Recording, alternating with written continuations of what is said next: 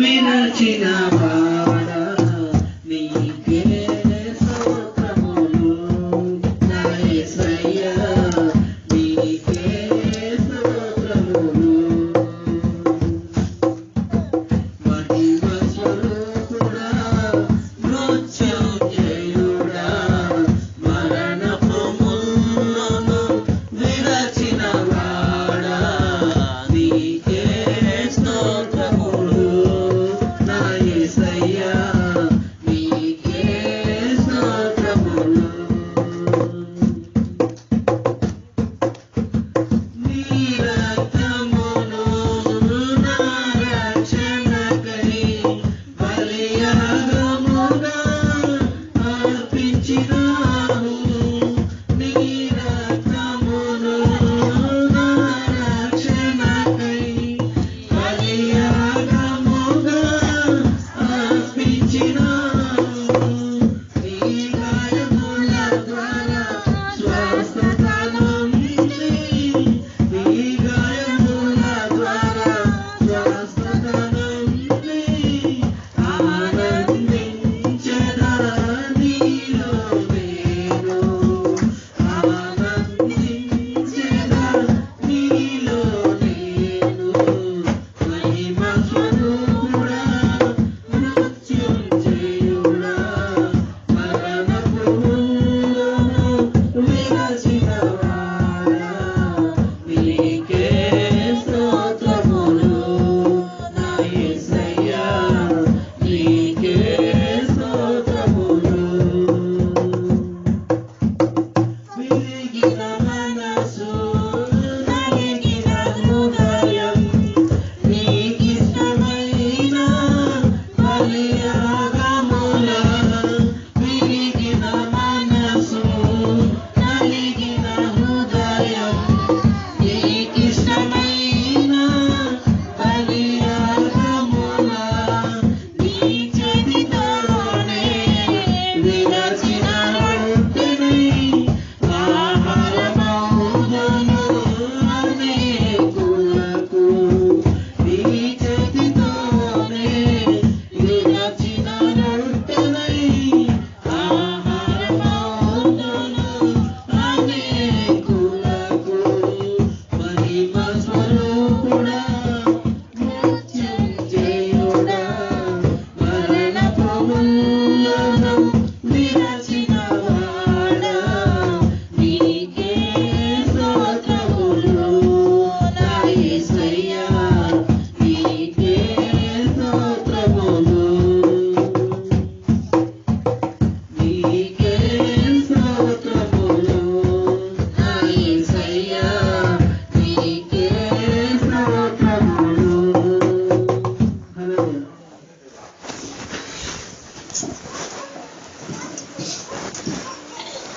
మంచిది. ఒక సమయంలో ప్రభు యొక్క వాక్యం మనం ఒకసారి గుర్తు చేసుకొని ప్రభుని ఆరాధించుకుందాం. ఈ యొక్క రోజున పునరుద్ధరణ దినముగా ప్రపంచవ్యాప్తంగా క్రైస్తవేతరులు అందరూ కూడా దేవుని యొక్క అనగా యేసు ప్రభు వారి యొక్క పునరుద్ధానమును పునస్కరించుకొని అనగా పునరుద్ధానం అనగా మరలా బ్రతికినటువంటి మనిషి. ఈ ప్రపంచంలో అనేక మంది మనుషులు ఉన్నారు. ఇప్పటికి కూడా లెక్క కట్టుకుంటా ఉంటే ఇప్పుడు బతుకున్న వాళ్ళ మనుషుల కన్నా కూడా చచ్చిన వాళ్ళ జనాభా ఎక్కువ. ఇప్పుడు మనుషులు బతుకున్న వాళ్ళకన్నా చచ్చిపోయిన వాళ్ళు ఎక్కువ మంది. ఈ చచ్చిపోయిన వాళ్ళు అనేక మంది చచ్చిపోయారు. పెద్ద పెద్ద రాజులు చచ్చిపోయారు, పెద్ద పెద్ద గొప్ప వ్యక్తులు చచ్చిపోయారు, అడుగు తినేవాడు చచ్చిపోయాడు, అట్లాగే గొప్ప గొప్ప రాజులు కూడా చచ్చిపోయారు. చచ్చిపోయినటువంటి ప్రతి వాడికి కూడా ఏమిటి చివరి మజిలీ అంటే సమాధే. చివరి మజిలీ ఏంటి? మా నాన్నగారు చచ్చిపోయారు, ఆయన యొక్క దేహం ఎక్కడ ఉందంటే ఇక్కడే మన నూనెలో ఉన్న సమాధుల్లో ఆయన్ని పెట్టాము కాబట్టి ఆయన యొక్క ఎముకలు కానీ అవన్నీ కూడా అక్కడే ఉన్నాయి. అట్లా చూసుకున్నట్లయితే ప్రతి వాడి యొక్క మజిలీ చివరి మజిలీ ఎక్కడ ఉంటుందంటే సమాధిలో ఉంటుంది. కానీ సమాధిని సైతం కూడా గెలిచినటువంటి వాడు ప్రపంచవ్యాప్తంగా ఒక్కడే ఉన్నాడు. ఇప్పుడు చూసినట్లయితే గాంధీ గారు చచ్చిపోయారు, ఇంకొకరు పెద్ద పెద్ద వాళ్ళందరూ చచ్చిపోయారు. చచ్చిపోయిన తర్వాత వారి యొక్క సమాధులు ఇప్పటికీ ఎట్లా ఉన్నాయంటే అట్లాగే ఉన్నాయి, వారి యొక్క అస్థికలు అందులో ఉన్నాయి. కానీ యేసు ప్రభు వారి యొక్క సమాధి మాత్రమే ఎట్లా ఉందంటే ఖాళీగా ఉంది. అందులో ఆయన యొక్క ఆనవాళ్ళు ఏమీ కూడా లేవు. ఆయన చనిపోయినటువంటి గుర్తులు కానీ, ఆయన చనిపోయినటువంటి ఆయన అస్థికలు కానీ అవన్నీ కూడా ఏమీ లేవు. ఒకానొక సమయంలో కొన్ని మాటలు ప్రభు యొక్క వాక్యదానంలో నుంచి తెలుసుకొని మనం ప్రభువుని కీర్తిద్దాం. ఒకానొక సమయంలో యేసు ప్రభు వారు ఆ యొక్క పస్కా రోజుల్లో ఒకానొక సమయంలో మొదటి పస్కా ఆయన బాప్తిసం తీసుకున్న తర్వాత మొదటి పస్కా జరుగుతున్నప్పుడు ఆయన అప్పటికే కొంతమందికి చాలామందికి తెలిసింది ఆయన అంటే ఏంటో.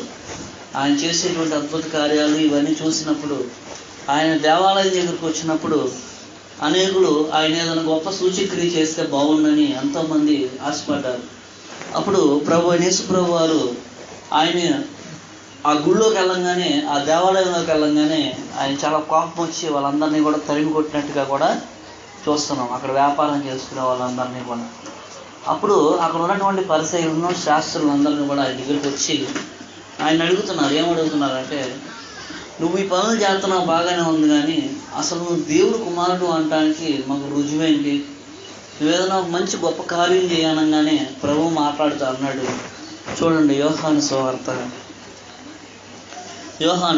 2వ అధ్యాయము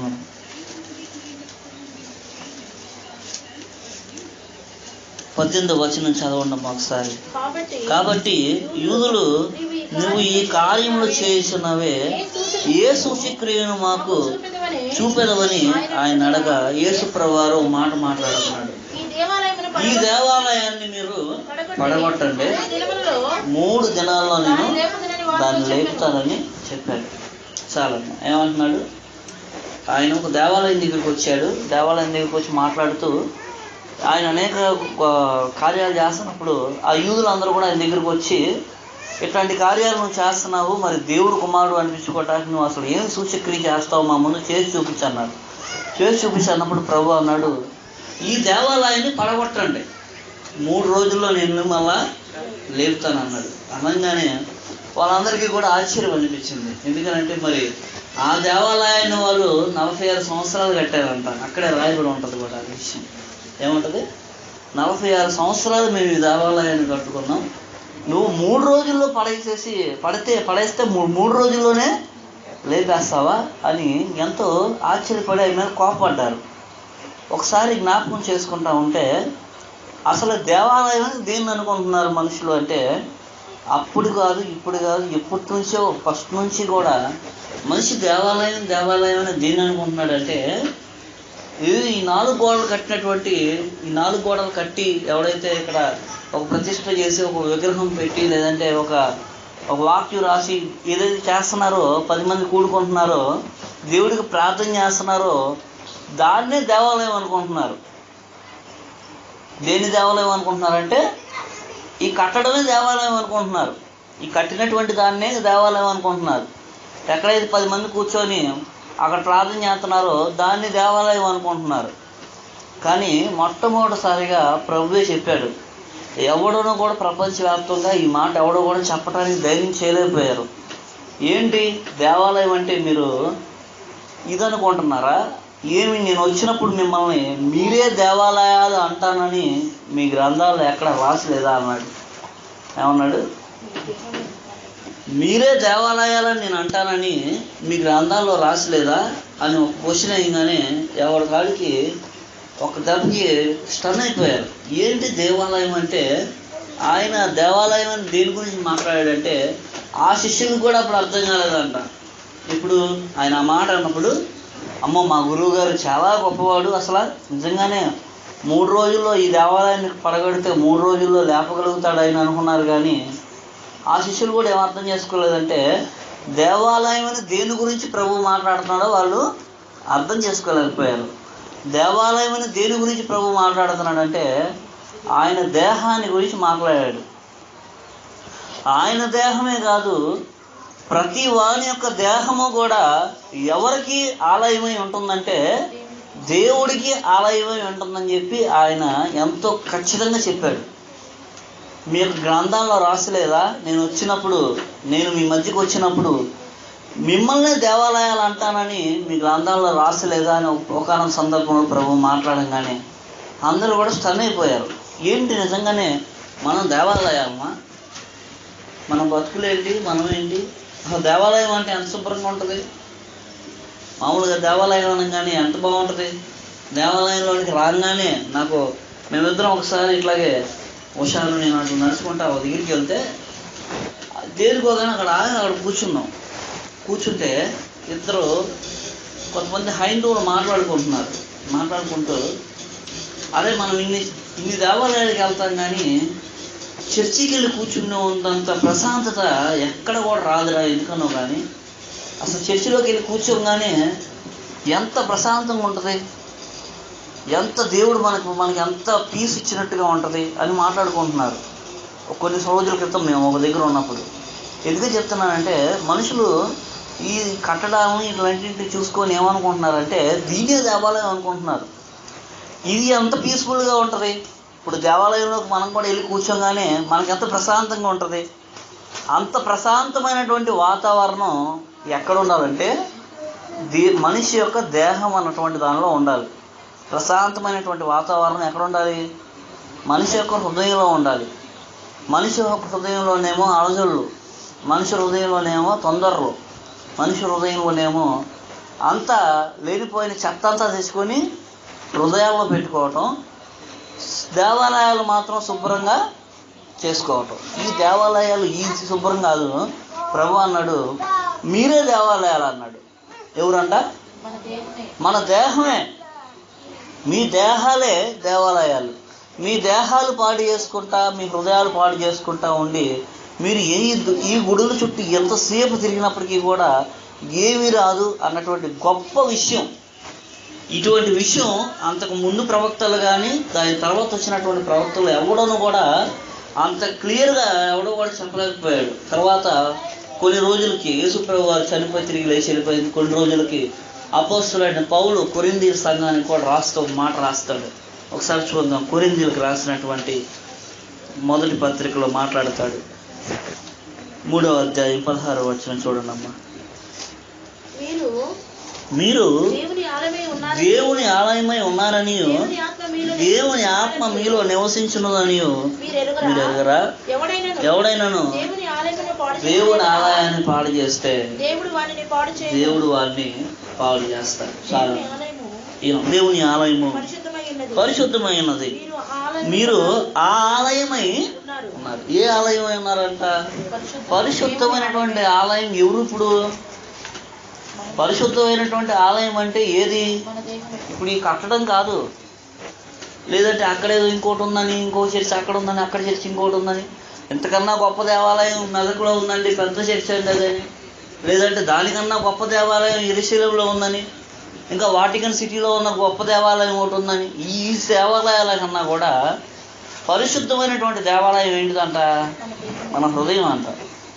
ఇటువంటి గొప్ప విషయం చెప్పినటువంటి వాడు ప్రభు కూడా అన్నాడు. ఏమన్నాడంటే ఈ గుడిని పడగొట్టమన్నాడు, 3 రోజుల్లో లేపుతానన్నాడు.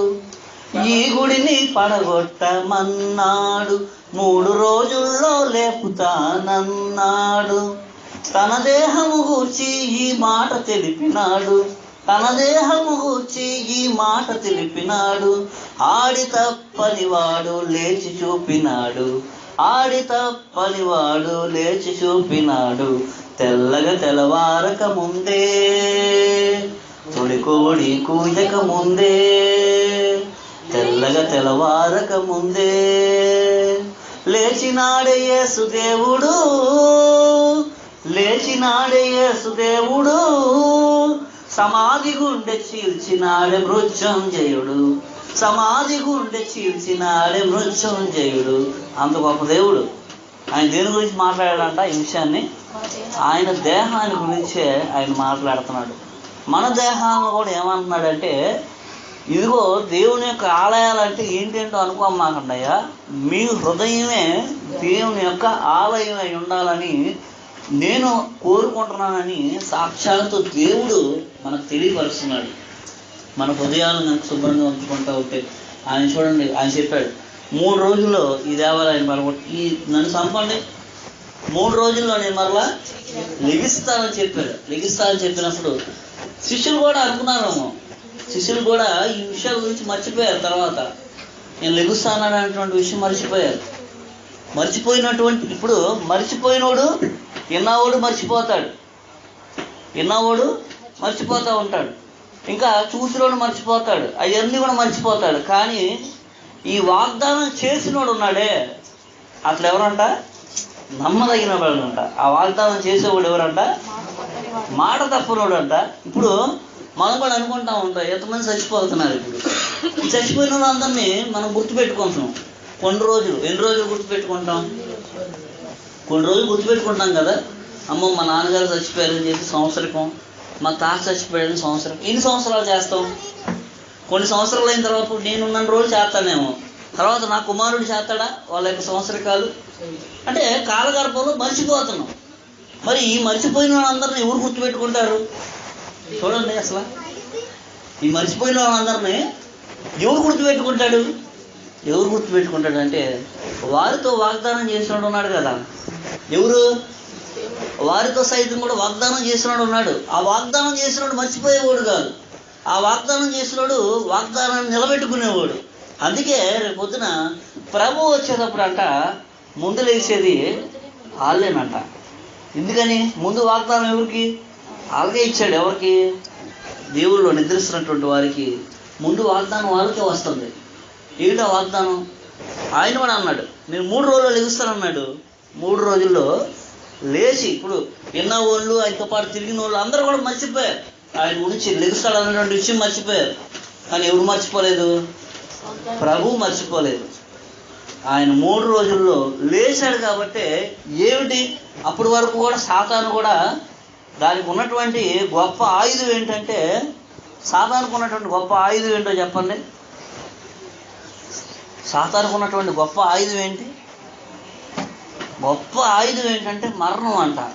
సాతానుకు ఉన్నటువంటి గొప్ప ఆయుధం మరణం. ఇప్పుడు మరణం కలిగేలా దేవుడు నేను కొట్టిందంటే మాత్రం ఎటువంటి మనిషి అయినా సరే గిలగిలాడిపోవటమే. అందుకనే సాతానుకు అంత గొప్ప పౌరం. దానికి కూడా మరణమే దాని చేతుల్లో ఉన్నటువంటి. ఎందుకని? ఆడు పాపం చేశాడు కాబట్టి ఆ పాపం నుంచి వచ్చేటువంటి జీతం ఏంటి? దానికి మరణం. ఈ మరణం ప్రభు ఏం చేశాడంటే, ప్రభు మరణాన్ని ఒక్కసారి జయించేటప్పటికి ఆ సాతాను సైతం కూడా ఏమైపోయిందంటే ఓడిపోయింది. సాతాన్ని గెలిచిన జయ యేసు, సాతానే ఓడెను జయ యేసు, సాతాన్ని గెలిచిన జయ యేసు, సాతానే ఓడెను జయ యేసు, పరమ బలమొసగు జయ యేసు, పరమ బలమొసగు జయ యేసు, దాతవి నీవే జయ యేసు, జయ జయ యేసు, జయ యేసు.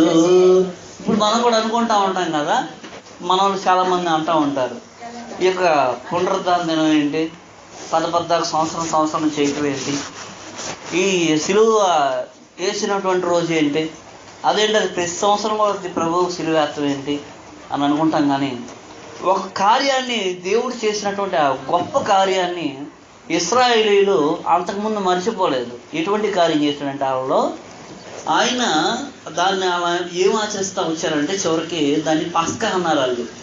ఏంటి పస్కా అంటే? ఇంగ్లీష్లో మంచి వర్డ్ ఉంటుంది దానికి, పాస్ ఓవర్ అంటారు. పాస్ ఓవర్ అంటే విడుదల.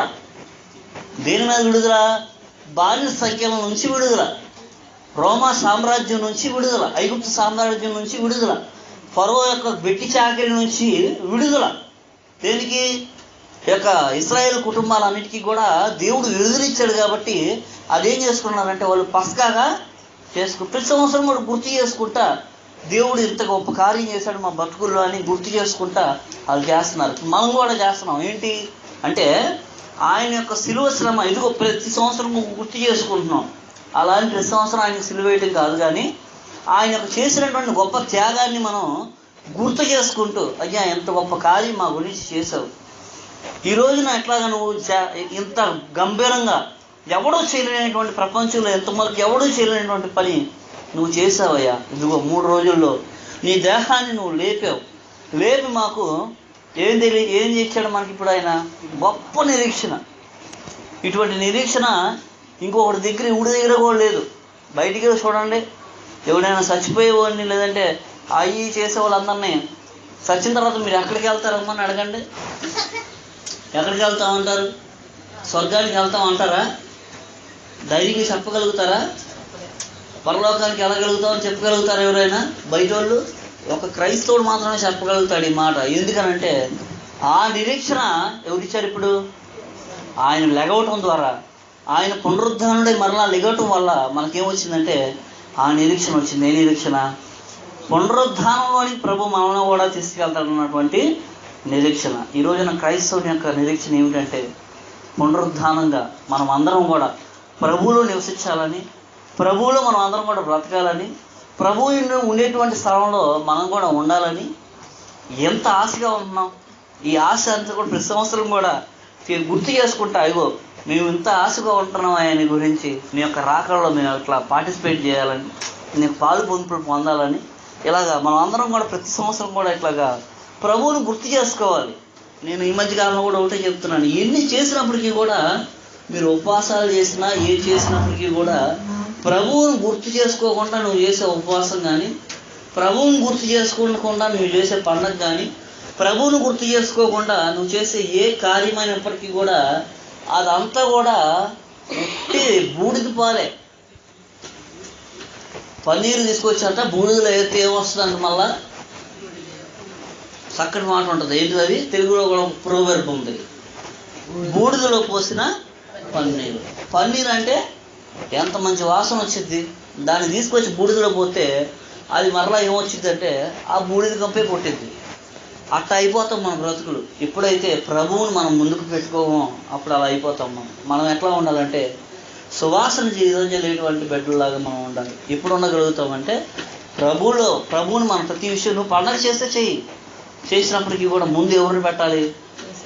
యేసయ్యని పెట్టుకో, ప్రభువుని పెట్టుకో, ప్రభువుని జ్ఞాపకం చేసుకో, ఆయన ప్రార్థన చేసుకో, ఆయన స్తుతించు.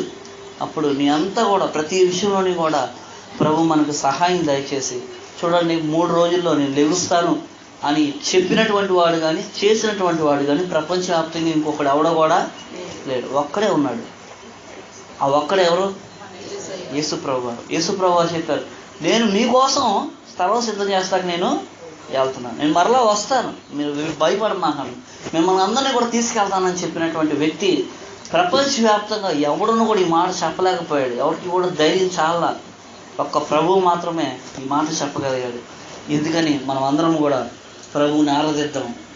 మనం చేసినటువంటి గొప్ప మేలును బట్టి, ఆయన చేసినటువంటి గొప్ప త్యాగం, ఆ శిలువలో చేసినటువంటి త్యాగం బట్టి, అట్లాగే ఆయన పునరుద్ధానాన్ని బట్టి మరి ముఖ్యంగా మనం ఒకరి తర్వాత ఒకరిని ఆయన ఆరాధించుకుందాం. కళ్ళు మూసుకున్నట్లయితే ఒకరి తర్వాత ఒకరు ఆరాధన చేసుకుందాం.